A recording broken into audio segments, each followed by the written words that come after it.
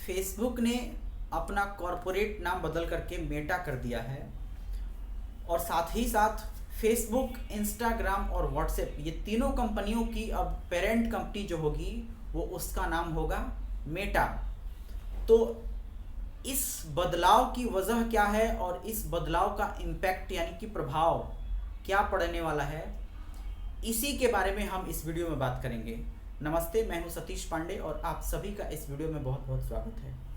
देखिए, साल 2015 में गूगल कंपनी ने अपने पेरेंट कंपनी का नाम बदल करके अल्फ़ाबेट कर दिया था, लेकिन जो आम यूजर्स हैं गूगल के, वो अभी भी गूगल को गूगल के नाम से ही जानते हैं, न कि अल्फ़ाबेट के नाम से।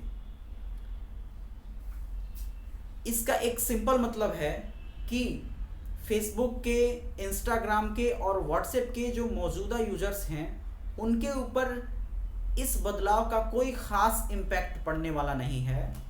और ये साफ कर दिया जाए कि फेसबुक ने अपना कॉरपोरेट नाम बदला है। जो यूज करने वाले लोग हैं, फेसबुक यूज करते हैं, वो फेसबुक के नाम से ही करेंगे, जो व्हाट्सएप यूज करते हैं वो उसी नाम से करेंगे, और जो इंस्टाग्राम का यूज़र है उसके लिए इंस्टाग्राम ही नाम रहेगा। अब बात करते हैं कि इस बदलाव की वजह क्या है।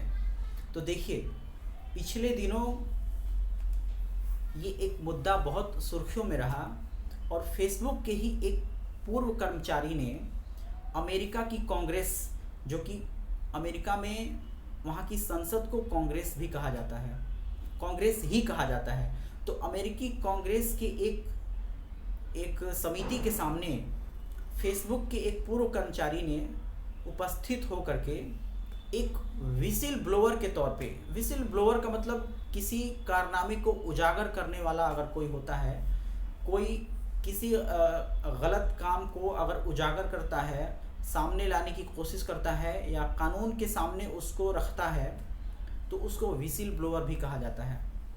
तो एक विसिल ब्लोअर के तौर पे एक कर्मी ने, जो कि फेसबुक में काम से उनका जुड़ाव था, उसने ये एक्सेप्ट किया कि फेसबुक का जो मौजूदा फोकस है वो अपने यूजर्स के डेटा की प्राइवेसी पे नहीं होकर के कमाई पर ज़्यादा बढ़ गया है। यानी कि फेसबुक अब कमाई पर ज़्यादा जोर दे रहा है और अपने यूजर्स के जो पर्सनल इन्फॉर्मेशन है, उनके जो पोस्ट जो लोग शेयर करते हैं और उनके जो डेटा है, उस डेटा को प्रोटेक्ट करने में बहुत ही ज़्यादा ध्यान नहीं दे रहा है। और ये बात निश्चित तौर पे लोगों की निजता से जुड़ा हुआ मामला है। ये जब खबर सामने आई तो हंगामा बरपा और चारों तरफ ये चर्चा होने लगी कि फेसबुक को अपने यूजर्स को भरोसे में लेना चाहिए। हम आपको यहाँ साफ कर दें कि फेसबुक की जो ज़्यादातर कमाई होती है वो फेसबुक और इंस्टाग्राम पे जो विज्ञापन आते हैं उसी से होती है। तो अब ये उसके इकोनॉमिक कंडीशन को भी एक तरह से चैलेंज करने वाला मामला था। तो इस वजह से माना जा रहा है कि फेसबुक ने एक सोच समझ के अपने ब्रांड को रीब्रांडिंग करने का ये काम किया है, और रीब्रांडिंग करने के तौर पे इस स्टेप को देखा जा रहा है। हालांकि फेसबुक के जो मालिक हैं मार्क जकरबर्ग, वो ये भी कहते हैं कि वो वर्चुअल वर्ल्ड की दुनिया में और भी बड़े लेवल पे काम करना चाहते हैं। अब हम आपको बताएं कि मेटा का मतलब क्या है। देखिए, मेटा एक ग्रीक वर्ड है जिसका मतलब होता है बियॉन्ड या आगे, यानी कि जो वास्तविक दुनिया है इससे आगे जो वर्चुअल रियलिटी है, जो आभासी दुनिया है, उस आभासी दुनिया में जहाँ तक पहले वैज्ञानिक पहुँच चुके हैं, जहाँ तक खोजें हो चुकी हैं, उनसे भी और भी आगे निकलने की एक होड़ जो मचने वाली है, उसी के होड़ के तहत ये प्रयास, ये कोशिश और इस कोशिश को देखा जा रहा है। और कुछ लोग इस मेटावर्स को इंटरनेट का फ्यूचर भी मान रहे हैं।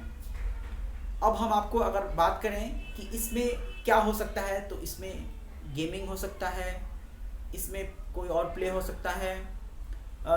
इसके अलावा जो एक दूसरे से कांटेक्ट हो सकता है, यहाँ कोई कंसर्ट हो सकता है। तो इस तरह के काम आप जानते हैं कि जो सोशल मीडिया साइट्स हैं उन पे क्या क्या होते हैं।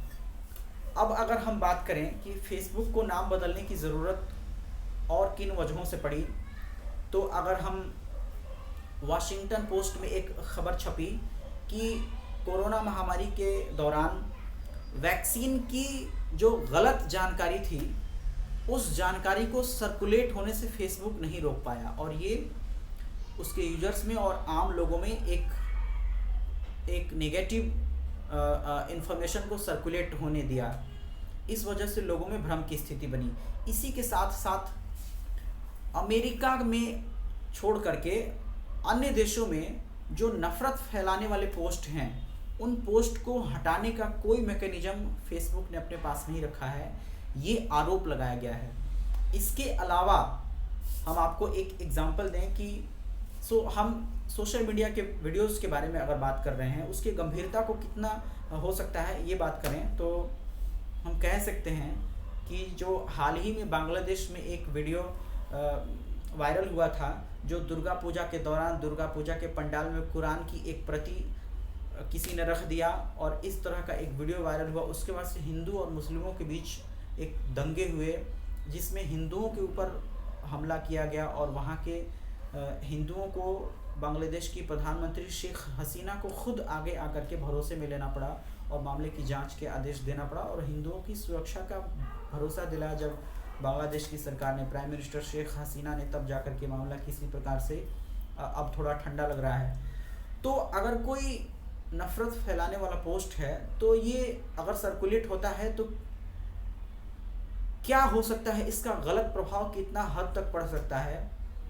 निश्चित तौर से इससे बचने का कोई ना कोई एक तरीका, एक ठोस तरीका सोशल मीडिया कंपनियों के पास ज़रूर होना चाहिए। तो इन सब तमाम बिंदुओं पे सवाल उठाए जा रहे थे।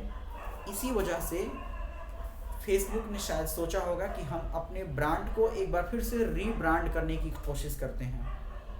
तो हम एक बार फिर से बता दें कि आम लोगों के जो आम यूजर्स हैं उनके ऊपर कोई भी प्रभाव नहीं पड़ने वाला है।